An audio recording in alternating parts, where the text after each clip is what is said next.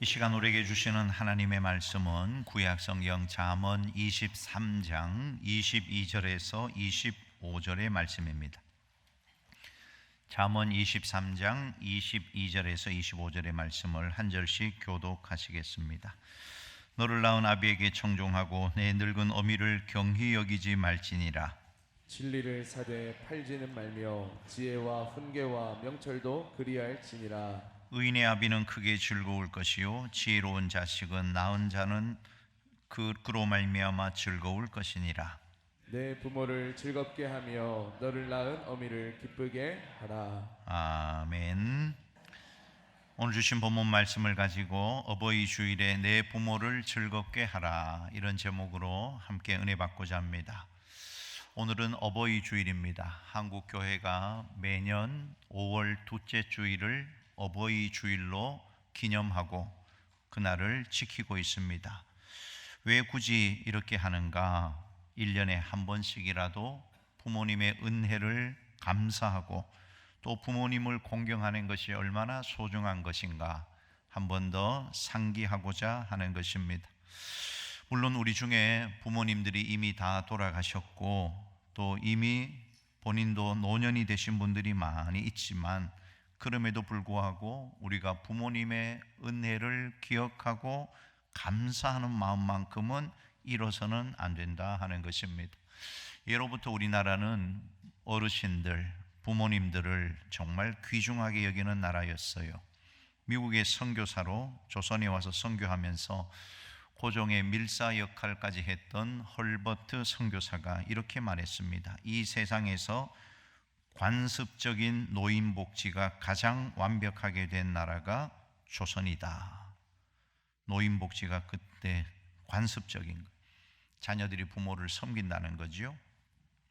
미국 공사를 역임했던 샌즈 공사가 회고록에 이렇게 기록했습니다. 나는 노년을 위해 조선 땅에서 다시 태어나고 싶다. 그 정도로 어른들을 공경했다는 것입니다. 자, 그런데 오늘 이 시대에 어른들을 무시하고 경시하는 시대가 되어가고 있어요. 초고령화 사회가 되고 노인의 숫자가 점점 많아지다 보니까 너무나 안타깝게도 노인들을 공경하는 마음이 점점 사라지고 있습니다. 이런 유머가 있습니다. 시골에 계신 부모님이 아들 집으로 도시로 나오셨어요. 며칠 지내다 보니까 자신들이 천덕꾸러기 취급을 받는 것 같습니다. 가만히 보니까 그 집에 대접받는 순서가 있어요. 1번이 손자들이고 2번이 며느리고 3번이 아들이고 4번이 파출부고 5번이 강아지고 자신들은 6번이었습니다. 그래서 마음이 상해서 시골로 다시 내려가면서 냉장고에 이렇게 써놓고 시골로 내려갔다고 합니다. 3번아 잘 있거라, 6번은 간다. 여러분, 솔직히 부모를 공경하는 게 쉽지가 않습니다. 우리 중에 부모님 공경하는 것 힘들고 어렵다고 느끼는 분이 있다면 이상하게 여길 필요가 없어요. 나는 왜 이럴까 자책할 필요도 없어요. 누구라도 부모를 공경하는 것은 어렵다고 느낍니다. 자녀를 사랑하는 것은 내리사랑이라서 물이 흐르는 것처럼 자연스럽게 이루어지지만 부모를 공경하는 것은 특별히 애를 써야만 가능한 것입니다. 그래서 하나님께서 다른 계명에는 없는 부모를 공경하라는 계명에는 인센티브를 제공을 했습니다. 땅에서 잘 되고 장수하게 될 거다. 그래서 성경에 보면 부모를 공경해서 복받은 사람들이 많이 나옵니다. 노아의 두 아들 셈과 야벳이 그랬고, 야곱의 아들 요셉이 그랬고, 룻도 그랬고, 신약에는 예수님이 부모 효도의 모범을 우리에게 보여주어요. 아마 예수님의 육신의 아버지 요셉이 일찍 죽은 것 같습니다. 그래서 30세가 되도록 가족을 부양하는 모든 책임이 예수님에게 있었던 것 같아요. 이제 예수님이 공생애를 시작하면서 가정을 떠납니다. 마지막 십자가 앞에서도 사랑하는 제자 요한에게 어머니 마리아를 부탁해요. 보소서 어머니 보십시오. 아들입니다. 세례 요한, 사도 요한을 가리킵니다. 요한에게는 보라 내 어머니다. 그래서 이 사도 요한이 예수님의 어머니 마리아를 에베소 감독으로 있을 때도 모시고 가서 계속해서 봉양합니다. 그 결과가 어땠습니까? 이 사도 요한은 90세 이상 장수했던 것을 알 수가 있어요. 성경 약속대로 내 생명이 길리라는 약속을 이루어 주신 것입니다. 자, 여러분, 부모님을 공경하는 것은 하나님의 복을 받는 길이다 하는 겁니다. 부모 공경은 이 땅에서 잘 되는 복, 장수하는 복을 받는 통로가 된다는 것입니다. 또한 동시에 우리 부모님들도 자녀들에게 반드시 존경받는 부모님이 꼭 되시기를 바랍니다. 부모님을 통해 자녀들은 하나님 신앙, 예수님의 복음을 듣고 배울 수 있게 되고 부모님의 기도 안에서 자라난 경건한 자녀들이 성장하게 되는 것을 알 수가 있어요. 자, 여러분, 효도가 뭡니까? 사전적 의미를 보면 부모를 잘 섬기는 도리, 이렇게 사전에 나와 있어요. 한자로 보면 효도 효자가 늙을 노자와 아들 자자를 합친 것입니다. 그러니까 젊은 자식이 부모를 떠받들고 있는 것이 효라고 말하고 있는 것입니다. 나이가 들고 힘이 없고 마음도 약해지고 몸도 쇠약해지고 그때 자녀들이 늙은 부모를 떠받들듯이 버팀목이 되어주는 것. 그래서 동서양 사상가들은 효를 인간의 가장 기본적인 도리라고 말합니다. 공자도 효는 백행의 근본이라고 말해요. 성경은 부모를 공경하는 것을 아예 10계명에다가 못을 박았습니다. 5번째 계명이 뭐지요? 10계명 중에 5계명은 내 부모를 공경하라. 하나님과의 관계가 있는 첫 번째 돌판 1계명에서 4계명, 5계명에서 10계명은 인간과 인간의 관계에 관한 계명입니다. 그 첫 번째가 내 부모를 공경하라. 이 첫 번째 관계가 좋아야 우리의 모든 삶이 건강한 관계, 행복한 관계를 이루어갈 수 있다 하는 것입니다. 부모와의 관계가 문제가 생기면 그 사람의 모든 인생이 삐뚤어지게 된다는 거예요. 그래서 학자들은 이 5번째 계명을 율법의 중심, 10계명의 배꼽이라고 불렀다는 것입니다. 부모 공경이 얼마나 중요한지 신약의 예수님은 삶으로 보여주셨어요. 예수님의 삶 가운데 어린 시절 이야기가 많이 나오지 않는데 그 중에 이런 말씀이 한 구절 나와요. 누가복음 2장 51절 보면 예수께서 함께 내려가사 나사렛에 이르러 순종하여 받드시더라. 예수님의 어린 시절의 모습입니다.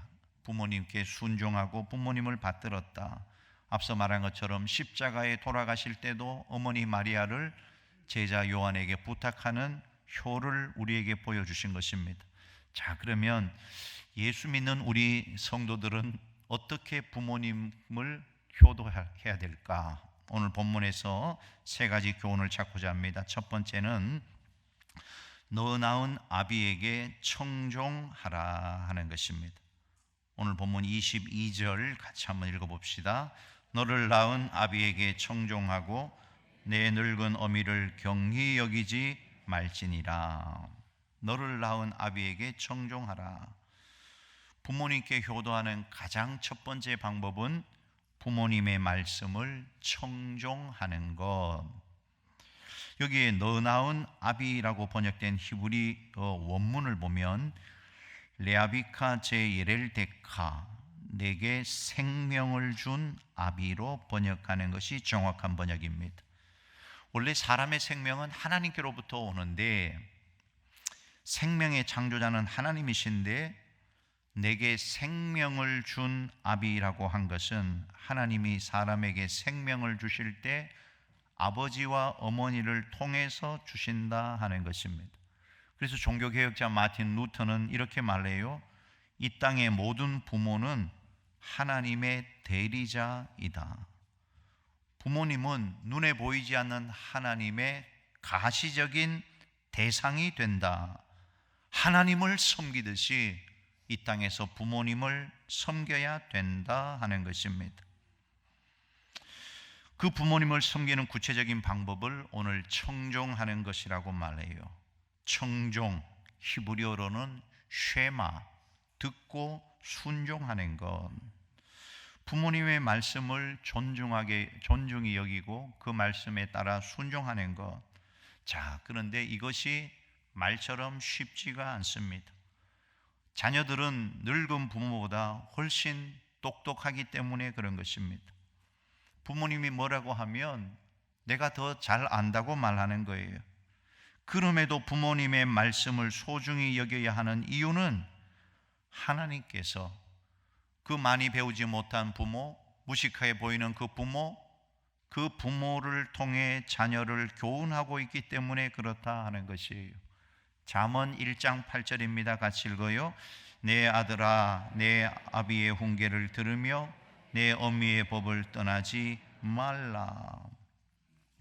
미국 중고등학교 교과서에 이 효에 대해서 가르치는 예화로 조지 워싱턴의 예화가 들어 있습니다. 이 워싱턴 초대 미국의 대통령인데 그의 젊은 날의 꿈은 선장이 되는 거였다고 합니다. 어느 날 자신의 꿈을 이루기 위해서 어머님에게 내가 배를 타러 가겠다고 말합니다. 어머니가 극구 만류합니다. 그러면서 아들을 위해서 늘 새벽마다 기도했던 이 어머니가 아들아, 하나님의 뜻을 먼저 생각해라 충고합니다. 그때 워싱턴이 엄마가 뭘 안다고 무시할 수도 있었지만 그렇게 하지 않고 같이 기도하며 고민을 했다는 거예요. 선장이 되는 것은 자기의 꿈이지만 그렇다고 어머니의 말씀을 무시하는 것 옳지 않다고 생각한 것입니다. 결국 마음을 돌이키고 선장이 되는 꿈을 포기하고 그가 이렇게 말합니다. 어머니의 눈물과 내 꿈을 바꿀 수 없었다. 나중에 이 워싱턴은 선장 대신 미국 초대 대통령이 됩니다. 부모님의 말씀에 청종한 결과 한 나라의 대통령이 된 거예요.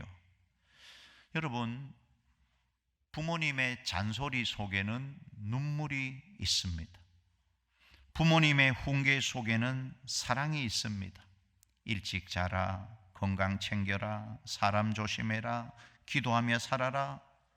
그때는 간섭처럼 들리지만 세월이 지나면 깨닫습니다. 나를 위해 그렇게 말하셨구나. 하나님은 그런 부모님의 입술을 통해 우리의 삶을 지켜주고 계시는 것입니다. 부모님의 입술은 우리의 삶을 지키는 파수꾼 역할을 하고 있는 겁니다. 부모님의 말씀은 하나님이 우리를 교훈하시는 말씀으로 들을 때 놀라운 하나님의 복을 받습니다. 부모님의 말씀에 청종하는 믿음의 성도들이 다 되시기를 주님의 이름으로 축원합니다. 자, 두 번째, 자녀된 우리는 부모님을 소중히 여겨야 한다 하는 것입니다. 늙은 어미를 경히 여기지 말라. 경히 여기다, 히브리어 타부즈는 가볍게 여긴다, 무시한다, 이런 뜻입니다. 세상이 그렇습니다. 누군가가 힘있고 돈이 있으면 함부로 못하다가 힘이 빠지고 돈이 없어지면 업신 여기는 것이 세상 이치예요. 부모님도 젊어서 힘있고 돈 있을 때는 존중하다가 나이 들어 늙고 무기력해지면 가볍게 여길 수 있다는 겁니다. 더욱이 유산도 남기지 못하고 오히려 빚이라도 남기게 되면 자녀들은 그 부모를 박대할 수 있어요. 그러나 여러분, 설사 그렇다 하더라도 부모가 한 푼 남겨줄 유산이 없다고 할지라도 그 늙은 부모님을 끝까지 공경하고 존중해야 할 분으로 우리가 받들어야 한다는 것이에요. 뿌리가 없는 나무가 없는 것처럼 자식 없는 사람은 혹 있을 수 있어도 부모 없는 자식은 없는 법입니다. 부모님을 성적을 매겨서 공경할 만한 부모님이 있고 공경하지 말아야 할 부모님이 있다고 성경은 말하지 않는다는 것입니다. 부자 부모, 자녀에게 잘해준 부모에게만 효도하라고도 하지 않았다는 것입니다.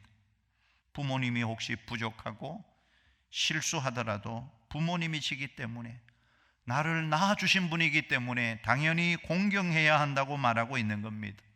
출애굽기 20장 12절 같이 읽어요. 내 부모를 공경하라. 그리하면 내 하나님 여호와가 내게 준 땅에서 내 생명이 길리라.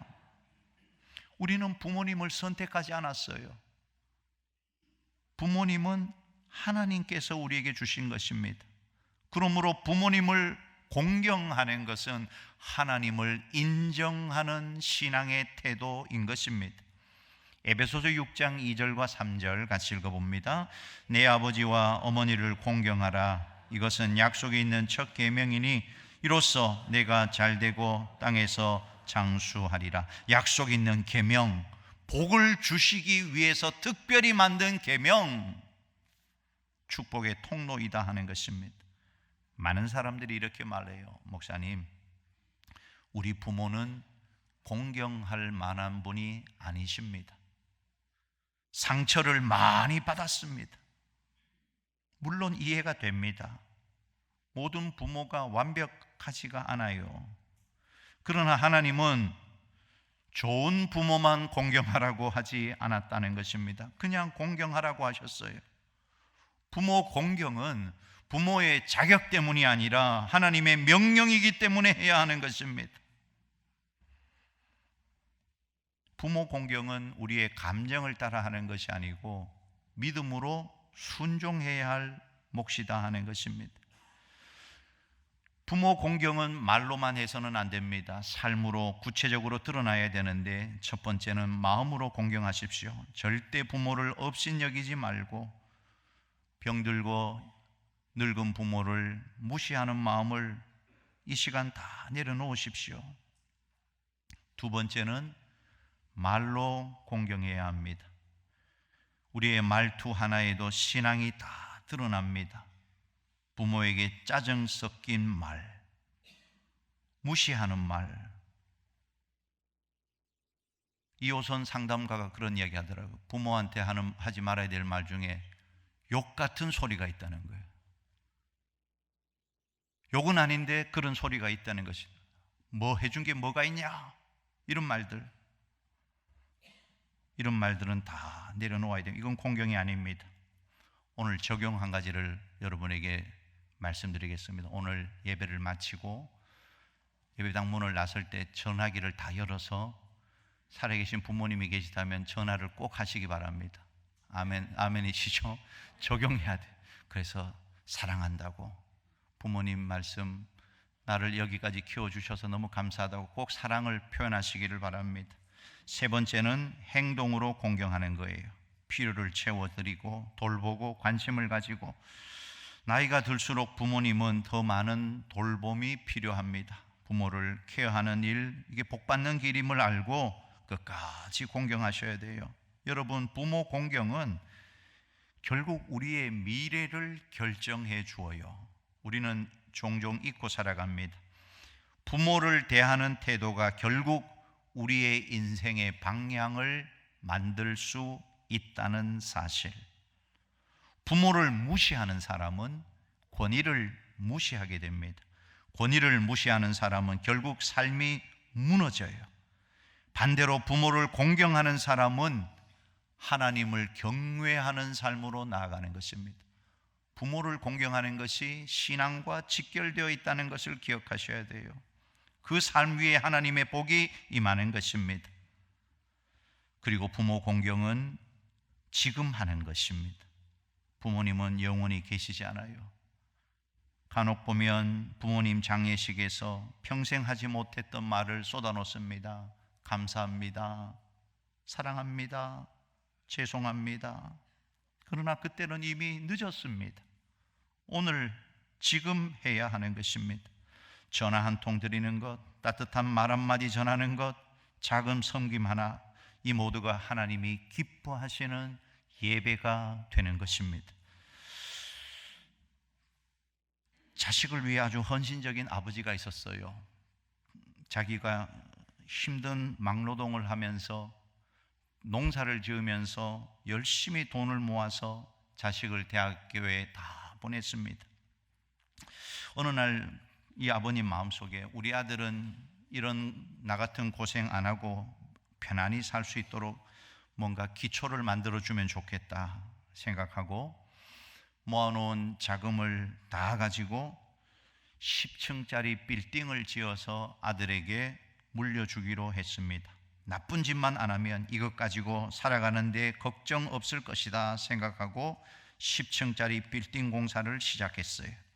골조 공사가 끝나고 내부 공사를 하게 되었을 때 이 아버지가 너무 좋아서 자기도 이런 인테리어 업을 하는 일을 해왔기 때문에 자기도 작업복을 입고 먼지를 뒤집어 쓰고 신나게 노래 부르며 일을 했다고 합니다.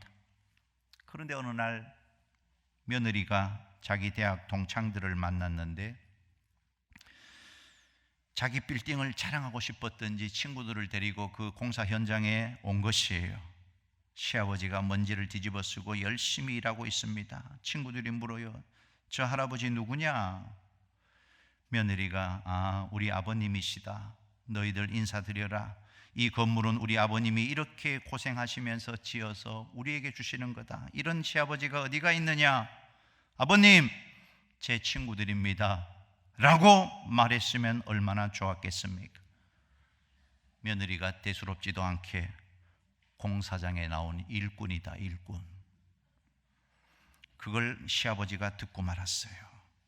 그날 이후로 아들 내외와 결별을 선언했다고 합니다. 나는 공사장 잡부로 먹고 살 테니까 공부 많이 하신 너희들은 잘 먹고 잘 살아라. 절대로 나한테 오지 말고 나도 평생 죽을 때까지 보지 않을 테니 그렇게 알아라. 재산 한 푼 남겨주지 않았다는 것입니다. 은혜를 모르고 늙은 부모를 무시하다가 그렇게 된 것입니다. 자신은 늙은 부모를 그렇게 무시하면서 자기 자식은 잘 키우겠다고 생각하는 것이 얼마나 이율배반적이냐 하는 것입니다. 시대가 변해서 그렇다고요? 세상이 다 그런데 뭘 그렇다고요? 세상은 변할 수가 있습니다. 그러나 진리, 하나님의 말씀은 변하지 않습니다. 출애굽기 20장 12절 다시 한번 읽어요. 내 부모를 공경하라. 그리하면 내 하나님 여호와가 내게 준 땅에서 내 생명이 길리라. 오늘 이 시간 진정으로 부모를 소중히 여기고 공경하는 성도들이 다 되시기를 주님의 이름으로 축원합니다. 마지막 세 번째입니다. 자녀된 우리는 부모를 즐겁게 하고 기쁘시게 해야 한다 하는 것이에요. 25절입니다. 같이 읽어요. 내 부모를 즐겁게 하며 너를 낳은 어미를 기쁘게 하라. 어떻게 하는 게 부모님을 즐겁게 하고 기쁘시게 하는 것일까요? 사람마다 원하는 게 다 다르기 때문에 용돈을 많이 드리면 기뻐하는 분이 있을 수도 있고, 또 자녀들이 자주 찾아뵙는 것을 좋아하는 부모님이 있을 수도 있고, 또 철마다 좋은 옷을 사드리는 것을 기뻐하는 분도 있을 수 있습니다. 그런데 오늘 본문 24절 한 번 더 같이 읽어볼까요? 24절 의인의 아비는 크게 즐거울 것이요 지혜로운 자식을 낳은 자는 그로 말미암아 즐거울 것이니라. 부모를 기쁘게 하는 게 뭐냐? 자녀가 의롭게 사는 것, 지혜롭게 사는 것이라고 성경이 말합니다. 하나님의 대리자인 부모님의 마음속에는 심리적인 도덕성, 높은 도덕성을 가지고 있다는 것입니다. 부모님이 왜 그렇게 잔소리를 많이 하느냐? 그 부모님 마음 안에 무의식 가운데 높은 도덕성이 있어서 그렇다고 심리학자들이 말해요. 그래서 항상 부모는 잔소리를 합니다. 나는 선하게 살지 못했지만 너는 선하게 살아라. 나는 공부를 못했지만 너는 공부 열심히 해서 성공적인 인생을 살아라. 나는 이랬지만 너는 제발 이렇게 살아라. 어떤 글을 보다 보니까 아들 판사가 월급날도 아닌데 툭하면 많은 돈을 가지고 와서 어머니에게 주었다는 것입니다. 처음에는 무슨 돈인지도 모르고 아들이 주니까 기뻐하고 썼다는 거예요. 그런데 나중에 이 어머니 권사님이 이 돈은 부정한 돈이라는 걸 알고는 아들에게 단호하게 충고합니다. 얘야, 혹시 너 돈 받고 재판하니? 나는 이런 돈 싫다. 이렇게 하라고 하나님께 기도하며 너를 법관이 되게 한 것이 아니다. 그 이후로 아들은 어머니에게 돈 봉투를 가지고 오지 않았다고 합니다. 부당한 방법을 써서라도 자녀가 돈 많이 벌고 나쁜 짓 하더라도 더 출세하기를 바라는 그런 부모는 이 세상에 한 사람도 없는 것입니다. 그래서 오늘 본문에서 의인의 아비가 크게 즐거워할 것이다. 부모를 즐겁게 하는 또 다른 방법은 지혜롭게 이 땅을 사는 거예요. 23절에 보십시다. 23절 같이 읽어요. 진리는 사되, 팔지는 말며 지혜와 훈계와 명철도 그리할지니라. 진리를 소중하게 여기라는 말씀입니다. 믿음의 부모는 자식들이 진리 안에서 살아가는 모습을 볼 때 가장 기쁘다 하는 것입니다. 사업이 잘 되어서 돈 많이 버는 것도 좋은 일이지만 내 자녀가 진리 안에서 하나님 잘 섬기고 예배를 소중하게 여기는 모습을 보는 것보다 더 큰 기쁨이 없는 것입니다. 사실 자식 잘 키웠다고 칭찬 듣는 것보다 부모님께 더 큰 즐거움이 없어요. 여러분, 부모님을 즐겁게 해드리려면 정말 우리가 의롭게 살아야 하고 지혜롭게 세상을 살아가야 돼요. 부모님의 마음을 가장 슬프게 하는 것은 자녀가 망가지는 모습을 부모가 보는 것입니다. 믿음을 떠나는 것, 죄 가운데 살아가는 것, 미워하며 살아가는 것. 어머님, 아버님 걱정하지 마세요. 믿음 안에서 잘 살겠습니다. 이 말이 부모님에게는 가장 큰 위로가 된다 하는 것입니다. 여러분, 하나님은 우리에게 너무나 소중한 부모님을 주셨어요. 부모님을 통해 생명을 우리에게 주셨고 오늘까지 그분의 사랑과 손길로 여기까지 온 것입니다. 우리 창원교회 성도들 가운데 한 사람도 늙은 부모님을 경히 가벼이 무시하듯 여기는 자가 단 한 명도 없기를 간절히 소원합니다. 우리 모두 다 부모님을 공경함으로 약속하신 하나님의 축복을 누리는 귀하고 복된 주의 성도들이 다 되실 수 있기를 주님의 이름으로 축원합니다.